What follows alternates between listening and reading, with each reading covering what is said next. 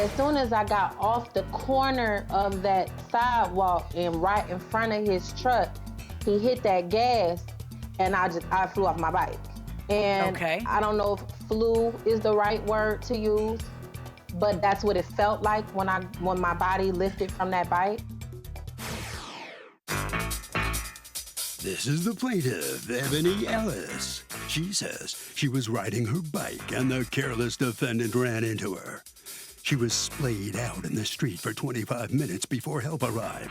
She was taken to the hospital, and the defendant refuses to pay her what he owes. She's still in pain. She thinks the defendant's a real louse and is suing him for the $6,213.53 she's surely owed.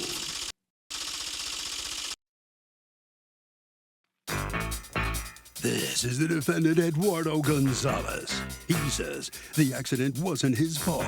The cops didn't issue any tickets to him, and a witness told them he made a complete stop at the very busy intersection. Just because a bike and a car get involved in an accident doesn't automatically mean it's the car's fault, and he thinks the judge will agree. He's accused of boondoggling a biker. All parties, please raise your right hands. What you are about to witness is real. The participants are not actors. They are actual litigants with a case pending in civil court. Both parties have agreed to drop their claims and have their cases settled here before Judge Marilyn Millian in our forum, the People's Court. People's Court is now in session. The Honorable Judge Marilyn Millian is now presiding. Litigants have been sworn, Your Honor. Thank you, Douglas. You're welcome. Ms. Ellis, you are suing Mr. Gonzalez and Ms. Gonzalez for $6,213.53 in damages that you say you've sustained as a result of an accident. Tell me what happened. I was on my way from school. I had to ride my bike this particular day. I was going down the main street. It's called West Memorial. And I got to, well, before I even got to the corner, I noticed that this truck was kind of he was past the pedestrian line. So I stopped because it just didn't look like a safe thing to do. To just go past while his car was over that line. So I waited. When you say the pedestrian line, what do you mean? Do you mean the pedestrian crosswalk? Yeah, you know, they have a little pedestrian crosswalk. So they got those two thick white lines. He had actually driven over that first part of that line, because it's two lines. He drove over that first line. He kind of was in the way of the sidewalk, because I had to actually go around his truck. When you say in the way of the sidewalk, do you mean he was on the pedestrian crosswalk? Is that what you're referring to? Because he's not on the sidewalk. So, right. So is he in the right lane? Yes, he was in the right lane. Okay. All right. So go on. I looked at him. He looked my way first, and then he looked towards his left. And then he looked back straight forward, and he just sat there. So I waited a second, and then I got back on my bike, and I started to go across the street. But as soon as I got off the corner of that sidewalk and right in front of his truck, he hit that gas, and I flew off my bike. And I don't know if flew is the right word to use, but that's what it felt like when my body lifted from that bike. How far away from where you were did your body fly? It probably wasn't even no more than a foot. Maybe, it probably wasn't even no more than a foot. She just flipped over. Okay, so go on. And so what happens? I just went through shock, and then I just started crying, and then all these people started coming around, and a man, I don't remember his name, but he probably was one of the witnesses. He offered to call if I needed to call anybody, and so he called my fiance for me, and then someone else called the police. The police ended up showing up first before the. Okay, give me a second, Mr. Gonzalez. Let her finish. Okay. Yeah. So go on, Miss Ellis. The police ended up showing up, and in the midst of all of this happening, I did see Mr. Gonzalez, but he didn't say anything to me. And so that really was what happened. Once the police did the police report, the EMS showed up maybe about 10 minutes, 8 minutes later. They Did had you to go get to the through hospital? traffic and stuff. Yes, I did go to the hospital. And on the way Did you to have the any hospital, injuries? I did. I did. Um, so I What were could your at injuries? first I couldn't. Okay, so I had a contusion to my left shoulder. I had That's a bruise, right? severe swelling. A bruise. It felt like a sprain. That's what it felt like. Well, Because no, I not what couldn't did it move feel it, like. and when What did the doctors say you had? What did the doctors, do you have medical reports to show your injuries? I don't have my medical report. However, I do have my bill that showed that they did X-ray, how many X-rays they did, and the emergency room, and all of that. I have that here, Right, but but I want to know what they their told me conclusions are about your injuries because part of your lawsuit is pain and suffering. So I kind of need to know what your exactly. injuries were to determine pain and suffering. So where is the rest of the medical reports so that I can see, did you break a bone? So Did you have a sprain? Did you have what? Like I need to see the medical evidence of that. exactly. And so I'm glad that we're talking about this because there was a hiccup with my insurance company and his car insurance company because I had appointments lined up to get a CAT scan. I had actually 2 appointments lined up for this, and they ended up canceling my appointment, stating that they were unable to get in contact with his insurance policy for whatever reason. And even when this spat was going on, I Are you made sure I suggesting let they my turned insurance. you, are you saying that they turned you away from the emergency room? I don't want to say that they turned me away, but what I am going to say is that they did the X-ray.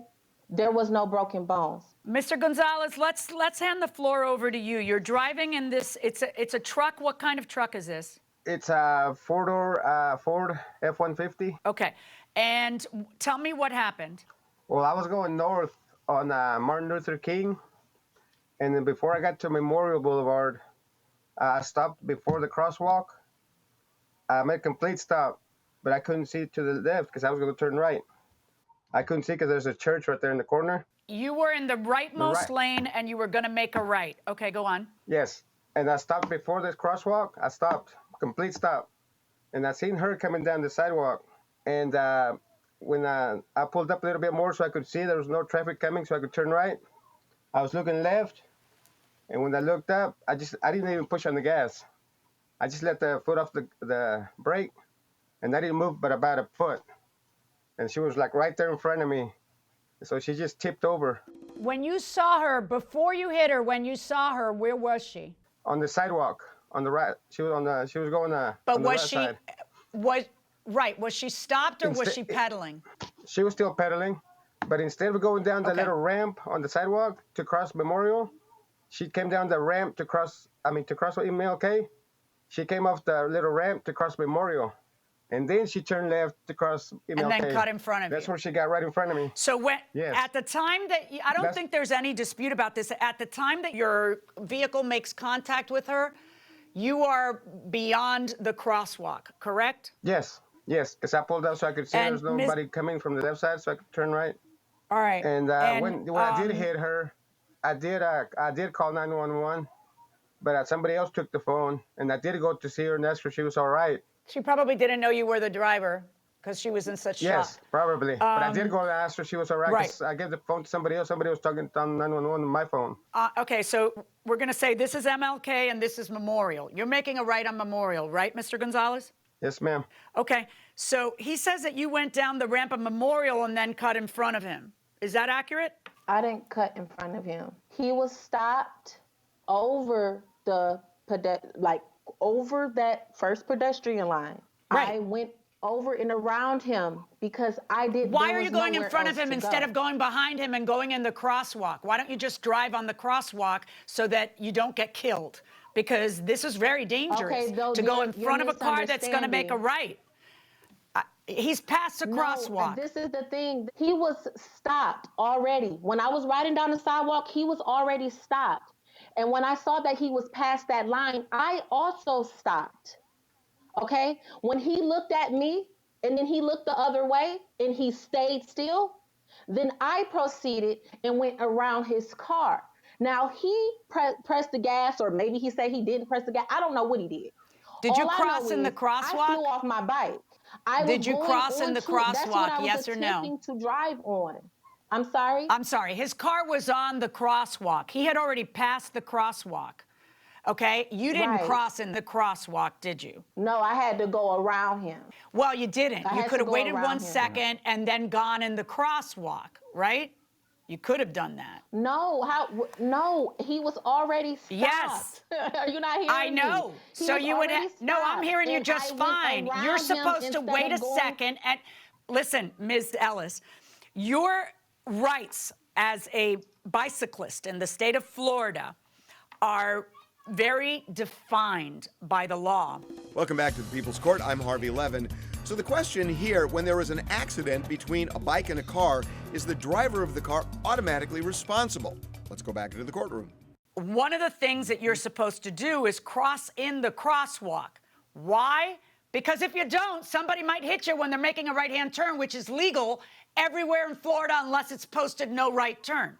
But let us look at, because I want to show you. Let's look at the police report. Ma'am, may I say something? In the middle of me saying something? I don't think so. All right, so when we look at the police report, well, we've got that chart that shows it happening exactly like we all discussed right now. And then we've got the police officer saying, I determined Ellis was at fault because she did not use the crosswalk properly. So my question is this. If somebody is already past the pedestrian line and you're on the bike and they have a red light, you're not supposed to cross the street. You have to wait, basically. All you have to do is cross in a crosswalk. That's what the law is, that you have to cross in a crosswalk. Let me show you the statute. This is a statute that governs pedestrians and bicyclists, and your rights when you're crossing a crosswalk is the same as a pedestrian. And every pedestrian crossing at a roadway at any point other than within a marked crosswalk gives the right of way to the vehicle. If you're in the crosswalk, the vehicle must give the right of way to you as though you were a pedestrian, even if you're on a bike. And the bottom line is because we want to encourage people to cross in the crosswalk. That's why we have a crosswalk. So if he's blocking it, you seem to think your only choice is to go in front of him and risk your life. But there's another choice. Wait until he makes a right-hand turn and has unblocked the crosswalk, and then you go. Now, that may not be your favorite choice because then you have to wait 5 seconds. But that is the safe thing to do and the thing that the law requires you to do. He's right. Every accident with a car, between a bicycle and a car, doesn't mean a payday for the person in the bicycle.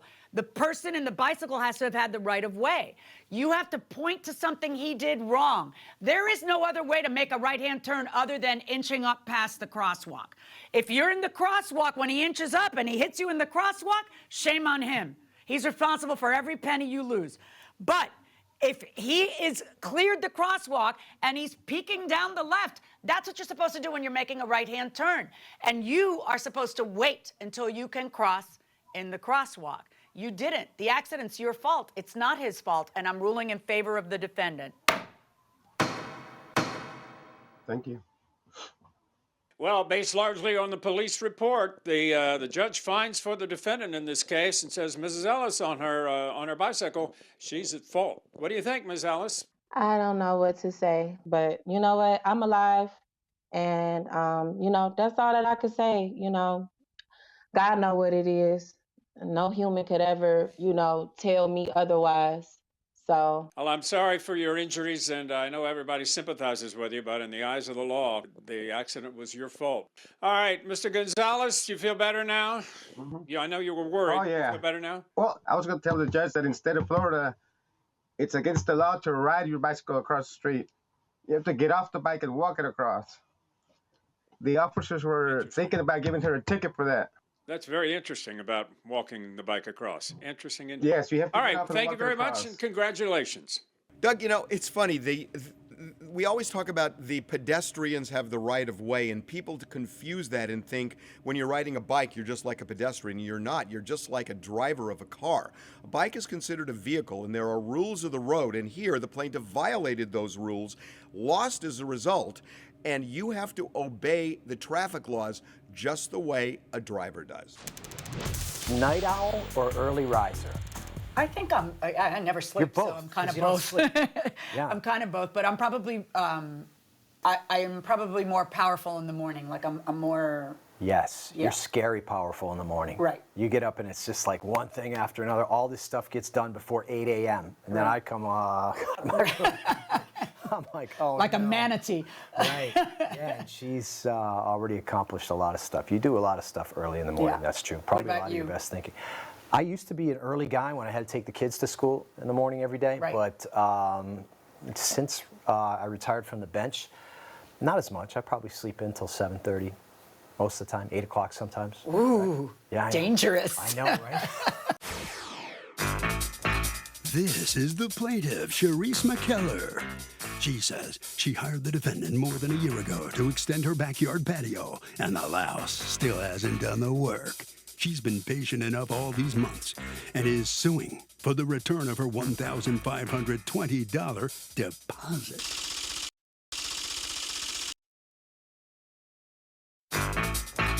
This is the defendant, Ben. He says he was all set to do the plaintiff's patio, but she called him and said she changed her mind and no longer wanted him to do the work. He didn't cancel and owes her nothing. He's accused of taking his sweet time.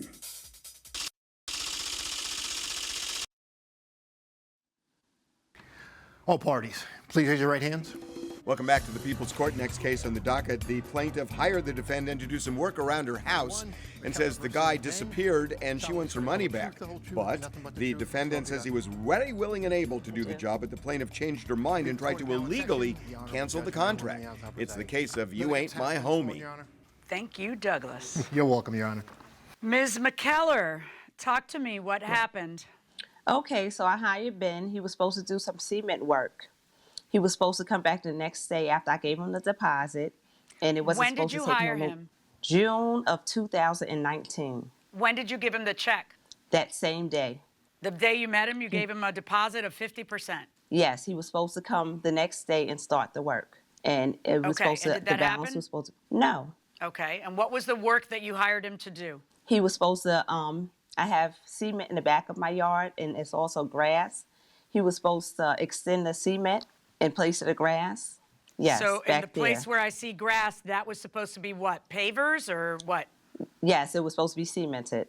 Okay. To extend the, And you were going to cement pay him extent. $2,200 for that? Yes. So you give him $1,100, and what happens? Okay, so the next day he was supposed to come. He told me that his father got sick. That's understandable. Okay, so I gave him some time. I don't know if it was about a week. And then he didn't come. He told me that he had an accident where Did he got call battery you or acid. text you or say anything to you? Like, did he keep you up to date with his father issue or no? I had to call him, actually. I was like, You what's had to going call on? him. Where are you? Yes. Okay. So the next time you call him is how long after he had been there at your house? After he told me his father was sick in the hospital, I don't know if that was like a week or 2 weeks went by. And then he told me that he got battery acid in his eye from a car. Okay. So I said, okay, give him more time. Then his father passed away. Give him more Okay. time. Ben, what's going on? Oh, I got another job. It really hit me with my father. Okay, that's understandable. But time is going on. It's still going on. Couple of months later, what's going Couple of on, Ben? months? When's the job going to get done? Yeah. Well, you're a patient woman. All right. Well, I was sending him text messages and everything. I don't have those. I lost my phone. I had to change phones since then. But it was a lot of back and forth. He was making a lot of promises. Oh, I'm going to come out. I'm going to do this. So then it got down to give me my money back. So And always when it did was you time ask for your money back? How much later did you ask for your money back? at least 3 months. Like how long did you give it? 3 months? Okay. Yeah, at least and you asked 3 for your months. At least 3 months. And you asked for your money back, and does he give it back to you? No. That's why we're here. No, it was excuse after excuse. All right. Let me hear from you, Mr. Ben. What the heck is going on? All right. Well, number one, I never said that my father died. My father was sick. I don't know where she got that from. But She he says was she sick. got it from you, Also, that was one of the excuses. Your first excuse was he was No. sick, and then your next excuse was no, that listen, he died. everything I said, what happened was, okay, my got Barry acid in my eyes. I had her boyfriend worked for me. Okay, I had in the city. That's how I met her and Sam. And we're friends. I was doing this on the side. There was a lot more work than what she's saying. Just to let you know. Anyway, what the bottom line was, and she didn't say this. My truck broke down in Brooklyn. Okay. And I didn't have a vehicle, okay? So I got my stuff together. It took some time. I had some bad luck. I'll be honest. I'm just, But the thing is, I still want to do the job. I told her I have all the bricks already. The whole thing had to be excavated in the back. I had to put all new pavers in. How long do you think is appropriate to give you a chance? You didn't do any of the job, though. You never went back there to do the job. All you did was collect the money and then have bad luck. About that. Right. Okay, right. But that's great. I hear what you're saying. I understand. But, why does the customer have to wait 3 months for you to get in other words, that sounds like a you problem. That doesn't sound like a Ms. McKellar problem. So why isn't it a problem for you? Absolutely. Why are you making it a problem for Ms. McKellar and not returning her money? Well, because I had the bricks already, and things were a little bad, and I want to do the job. When did you get the bricks? I would feel like. When did you get the bricks? I had them before. You mean you had them before you met her? Right. Yes. That's why I was able to give her an affordable price. This is an $8,000 job. The whole front walkway, the back patio. I was doing it on the side. You know what the job is worth to her? Zero, because you didn't do it. Yeah, but Sam's not a friend of yours because you wouldn't be here if Sam was a friend of yours. You have bad luck. That's on you. It's not on her. You've put your bad luck on her. She gave you $1,100 in good faith and sat around waiting for 3 months. I wouldn't have waited 3 weeks, but she waited for 3 months. And your answer to her is tough. I still want to do the job because when I quoted you, I had bricks in my backyard. No, that's not an answer. That's not an answer. The woman deserves to have her job done. Just because Sam is a friend of mine, I figured maybe they could be patient. But I mean, I would just want to do the job. How patient do they have to be? They gave you the money in June of 2019, and we're almost in June of 2021. Right. How patient do you think people have to be? Right. I don't think they're being unreasonable, but I'm saying, as a friend or whatever, things happen, and I'm still willing to do the job. I always was. At the time, I couldn't because I didn't have a truck. It was in a shop in Brooklyn, and I had to get it out. Did you not have a truck for 2 years? I didn't have a truck for about 2 months, not for 2 years. But yeah, well, it was the month 3 that she finally. Yeah, and month 3 is when she finally wanted her money back. So if you didn't have a truck for 2 months, are you trying to tell me you couldn't work for 2 months in 2019 because you didn't have a truck? Wouldn't it have made more sense to? Why don't you rent a truck? Why don't you rent a U-Haul for $19 a day and then work? How's that for a plan? Far away. Listen, Mr. Ben, you're full of excuses. You are making excuses. Okay. You are making excuses. You're not only making excuses, you're doing them to somebody who was incredibly patient and who you call a friend. It's disgusting. I'm ordering you to return the $1,100. What's this other? Oh, you want interest. Okay, well, I don't know if you calculated the interest correctly, but I agree with you. You're going to get prejudgment statutory interest on the $1,100 from the day that you paid it. That is my judgment and, of course, your court costs. Good luck to you. Thank you.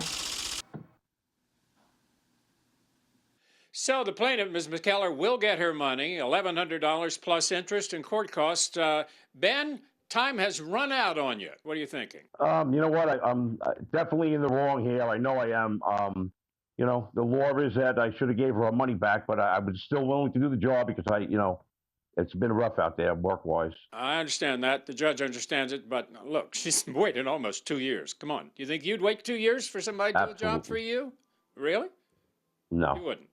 I'm sorry. Yeah, of course. Okay, that'll do it. You got to give her the money back. Ms. McKellar, what made you finally decide to file a lawsuit against him? Because enough is enough. I spoke to him. I had sent him emails. He never returned. He was like, oh, I lost your number, da-da-da. Enough is enough. All right, well, you're going to get your money back. Maybe now you can get your yard cemented in. Is that okay? Yes. Is that right? Hopefully, yes. Hopefully. All right. Congratulations. Good luck to you. Doug, when somebody doesn't do a job they're supposed to do, you can come up with a million excuses, and it may even be an illness. It doesn't cut it.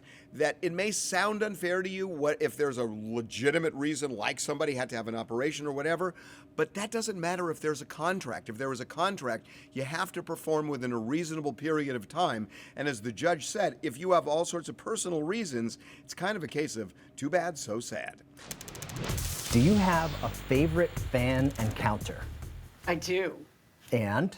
It was the very first week that I was on it was maybe in the first few weeks that I was on the air.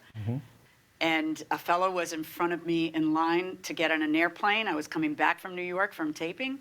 And he turned around, looked at me, and just got on the phone, went like this, and said, "Speak to my mother." Just like that, and handed me the phone. And I chatted with his mother for about a minute. I said, "You got quite a son," because I don't know if my kids would embarrass themselves that way on my behalf. So this guy's mom was a super fan. Yes. That is too funny. Yeah. Wow. How about you? Funny you should ask, Marilyn. In order to have a fan encounter, you have to have, there's a prerequisite to that. You have to have fans. Okay? But you were in So Publix the other day. You were at the grocery store. And what did the checkout lady tell you? She asks about you all the time. Right, but she was very excited. She said she had seen you. Barbara over at Publix. Right. And what did she say to you? Oh, I saw you guys on TV, you know, say hi to Judge Millian, that sort of thing. What else did she say? You don't remember? No, what else did she say? You make her blush. That's what she did say that. This is the plaintiff, Ryan Du Bois. He says he rented his house to the defendants and their kids, and now they owe him rent and they refuse to pay it. He's a reasonable guy, but he needs his money to pay his bills and is here suing the defendants for the $2,900 he's owed.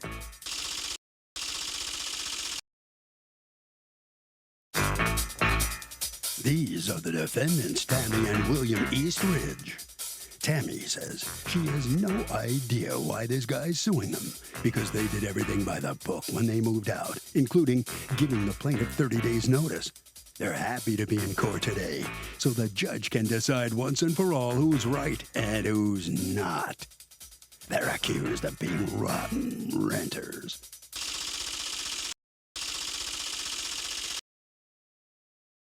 All parties, please use your right hands. Welcome back to the People's Court. Next case on the docket. The plaintiff says he helped the defendants out by renting a place for them, and guess what? They stiffed him. Okay. But the defendants say they are happy to be in court today because the plaintiff is trying to do them wrong, and they will prove it to the judge. It's the case of rotten renters. Thank you, Douglas. You're welcome. Okay, Mr. Du Bois, you're suing your former tenants, Mr. and Mrs. Eastridge, for $2,900 in rent and fees that, according to you, they still owe you. Now, tell me your story. Tell me what happened here.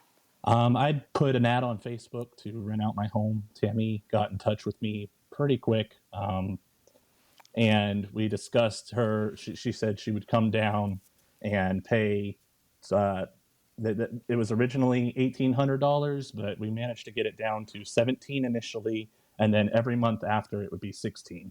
She came down, they paid the $1,700 to secure the property, and they paid the security deposit, and they signed the contract at the same time.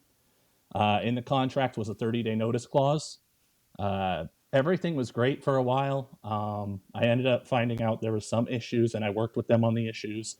You know, they couldn't pay rent Did you know month, they had dogs? On time. I didn't know they had dogs until later in the tenancy. So I actually didn't know about it. And later I confronted them on it and asked, are these your dogs? And they confirmed. And I said, well, there's usually a pet fee. I'll waive the pet fee, but you have to give me some sort of written agreement to take liability for any damages the dogs may cause. Because that's initially what the pet fee is for. So did you present them with that document and give it to them to sign, or did everybody just drop? Well, they don't know. They're not lawyers. They don't. Are you lawyers, Mr. and Mrs. Eastridge? Well, I mean, they're, you know, whatever you want them to sign, I'm sure they would sign. According to you guys, both sides just kind of let it go and nothing got signed on the pets. But let's talk, Mr. Du Bois, about the rental. Actually, what I really wanted to talk about was the first sentence in your complaint, because it's one of the favorite things I've ever read. When I was living with my mother, I wanted a cat, but my mother didn't. So I bought a 4-bed, 3-bath, 3-acre, 2,100 square foot house and moved out of my mom's place. There's more to that, but yeah, that's pretty much it. I've never heard a better reason for moving out and buying a 4-bedroom house than I wanted a cat, you know. All right, so you were living there and you were renting rooms out, and that didn't work out. You end up moving back with your mom. You decide to rent the whole house out. You rent it out to these folks. And the term is for how long? Is it month to month? The term was month to month. Okay, all right. Yeah. So now at some point, what happens? You tell them that they have to start looking for another place to live, correct? At one point, I said it was a possibility that they would have to start looking for another place to live soon because my mom and I were going at odds and ends, and she was talking about kicking me out of the house. I told them, though, that I'd live in my car for 30 days before I messed them up on a 30-day notice. So I was ready to go live in my car. I said that to William in person at my house. I told him what was going on. I also then messaged them 3 days later, letting them know that the issue had resolved itself and there was nothing to worry about, that they could stay until the end of the kids' school year. Okay, so I see a text here. On September 26th, you text them, my mother and I worked it out. We decided that if you want to stay there till the end of the school year, that's fine. If you do end up finding something before, then just keep me informed. Just know there is no longer an urgent rush. When do you guys, Mr. and Mrs. Eastridge, tell him that, you're moving out? Well, we didn't exactly tell him until I think it was October the 11th, I believe, because we had just found the place and it was kind of like a drop of a hat. Okay, I have this place and, we just needed to do it or we might have lost it. So it was like, but make the move your month-to-month lease it. with him does require you guys to give 30 days notice because he doesn't know when you're going to find a place. And his request that you guys start looking was very vague. I was under the impression from reading your answer that he had said you have until the 31st of October. He didn't. He didn't give you notice to move, which he could, because in this lease, either of you could give the other side 30 days notice and get out of the lease. But he didn't give you the 30 days notice. He just said, start looking, but it looks like we have 2 or 3 months. And then he says, you know what? It's not urgent at all. You can stay to the end of the school year. And there's nothing from you guys saying, we're going to look anyway. We're giving you our notice. You literally tell him, hey, we're leaving next week. That's not 30 days notice. Welcome back to the People's Court. So the question here, who did wrong by who? Was it the plaintiff or was it the defendants? Let's go back into the courtroom and find out.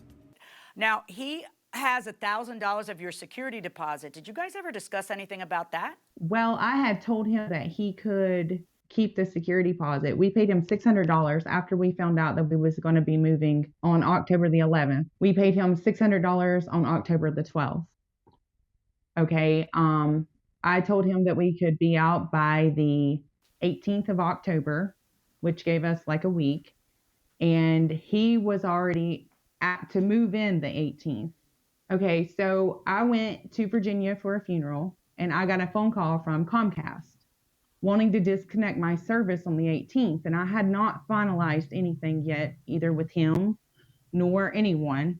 So I was like, no, I'm not going to disconnect it. And then I got a text from him jumping on me because he said that I was trying to put blocks in his way for moving in. I just tried to call Andrew. I didn't get an answer. This is something we need to talk about. As per the contract, I requested 30 days notice. Obviously, you can leave whenever, but the 30 days gives me time to figure out everything on my end. That said, I'd require full rent for this month and about $500 from the next month, and I have to come to do a walkover before you leave. Yeah? The only reason I brought up starting up internet, it wasn't even moving in. I wanted to start up the internet on the 18th, so whenever we moved in, we were ready to go. I didn't know what their plan was. The last thing I heard from them was on the 18th. Yeah, but once you demand to, I understand. But listen, you're right on the law. You would be entitled to all of the rent for October. And if they didn't give you 30 days notice, and you didn't, all of the rent for November, because it's an entire rental period. You don't go, if you decide to drop a bomb on October 11th, that doesn't just go to November 11th. That goes for the month of October. You have to give an entire 30-day rental period. So if you in mid-October say it, it's got to be for November 30th. But she gets to live there. So let me ask you a question, Mr. Eastridge. One of the things he says, you can't count, Judge, the $1,000 I already have because I kept that for damages. Mr. Eastridge, let's talk to you for a while. How did you guys leave the place? Were there damages when you left? No, ma'am, I don't think so. Okay. Did you guys take pictures when you left so you can show me how you left it? Are these the pictures? Yes, ma'am.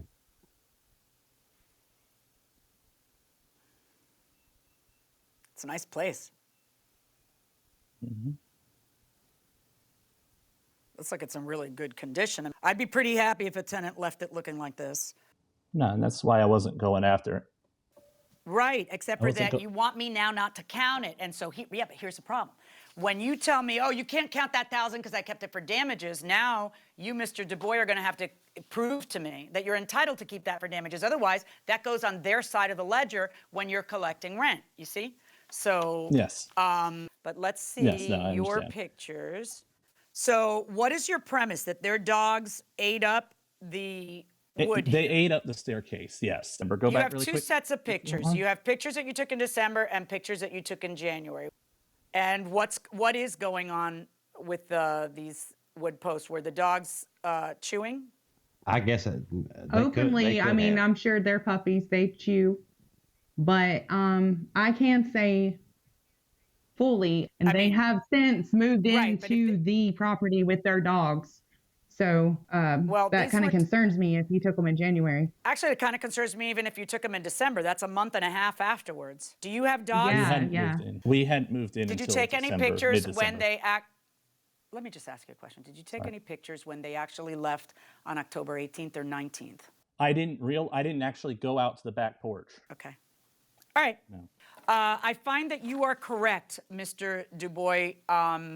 Like it or not, folks, you know, if you find a place and you love it, by all means go after it, but understand the costs involved don't get absorbed by him. They get absorbed by you. So you paid $600 for the rent in October, but you had to pay the rest of October and you have to pay all of November. That is $2,600. As to the $300 that he's suing for the animal fee, you know, if everybody leaves it at, I'm just going to waive it, you just signed this, you're kind of, now you want to collect it? If you didn't bother collecting it back then and everybody was just letting it slide, that's waived. Plus, it's not clear that they're supposed to draft a letter of liability. Whatever it is you're demanding, you draft and they sign it. So you're not going to get that. And also, you know, your proof issue on the wood there, I'm not going to allow you to keep the $1,000 for the security deposit. So of that $2,600, $1,000 of the deposit will go to reduce that, and that means that Mr. and Mrs. Eastridge, you still owe $1,600. Verdict for the plaintiff. Good luck, folks. Thank you. So the defendants have to give some money back, but not what the plaintiff was seeking. Mr. and Mrs. Eastridge, what do you think about the judge's decision? I think it's fair. I'm fair with that. Yeah. Well, the judge thinks you didn't live up to your end of the bargain, so, you know, I guess that's pretty fair. Mr. Du Bois, you yourself, you know, you should have had better pictures and things like that. You might have done a little bit better in this lawsuit, and I think you realize that, you know? Yeah, I guess that I should have come better prepared with pictures. You're right. No kidding. You've learned a valuable lesson. No question about that. All right, that's the judge's verdict. You're going to have to live with it, and that'll do it. You weren't convinced that the proof was there to show that dogs wrecked the entire back stairs. Oh, I'm pretty sure dogs wrecked the entire back stairs. I just know whose dogs. I also don't know how much it costs to repair them. I mean, he just keeps the security. There's damage. Boom, I keep the security deposit. He didn't have a receipt. He didn't have a repair estimate. It's to replace a few pieces of wood. No, he just keeps it. So you have to have your ducks in a row. You got to dot the I's and cross the T's and bring competent proof of any damages that you've suffered. And take date stamp pictures that show that, you know, that's before you moved back in. But, you know, when your landlord's telling you, I may throw you out any day, I don't blame them for looking and not saying, oh, good, ooh, we can relax now. They're, you know. Plus, you know, it was also interesting that Ryan, the plaintiff, wanted to get a cat. He buys a 4-bedroom house because he can't get a cat. For his cat, right? He couldn't get a cat with his mom, moves out, buys a house. I'll show you, Mom. You know. Darlene wants to know this. Hey, Harvey, now that the pandemic is starting to wind down, do you think that things are going to go back to normal by summer in all 50 states? Well, first of all, Darlene, do I look like Dr. Fauci to you? I think the answer is a little, but beyond that, yeah, I mean, it looks like when everybody is getting vaccines, or at least a lot of people are getting vaccines, if we can get to that magic 70% and have herd immunity, then we are going to be good to go. But I think there is so much pressure, both politically and economically, to open up. I think it's going to happen. We'll see you next time.